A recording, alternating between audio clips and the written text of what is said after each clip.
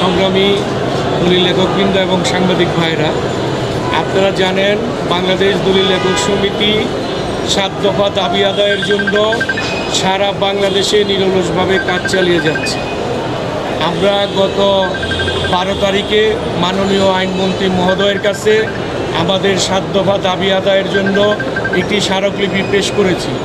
তারই ধারাবাহিকতায় একটি অনুলিপি আজকে আমরা মাননীয় জেলা প্রশাসক মহোদয়ের কাছে দিতে এসেছি এবং তার হাতে আমরা দিয়েছি।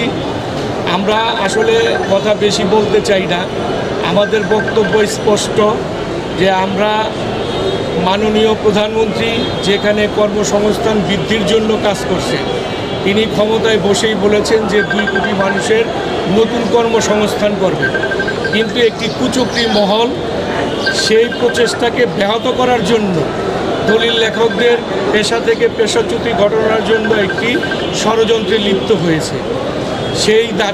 সেই জন্য আমরা মাননীয় প্রধানমন্ত্রী মাননীয় আইনমন্ত্রী মহোদয়ের কাছে বলতে চাই যে যদি দলিল লেখক রেজিস্ট্রেশন আধুনিকায়নের নামে দলিল লেখকদের পেশাচ্যুতি যাতে ঘটানো না হয়।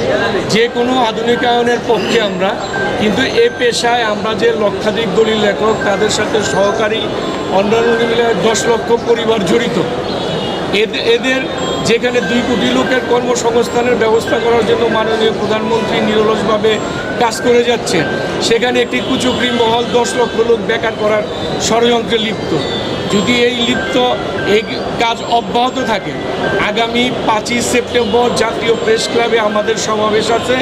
সেই সমাবেশ থেকে আমরা বৃহত্তর আন্দোলনের কর্মসূচি দিতে বাধ্য হব ইনশাআল্লাহ। সবাইকে ধন্যবাদ।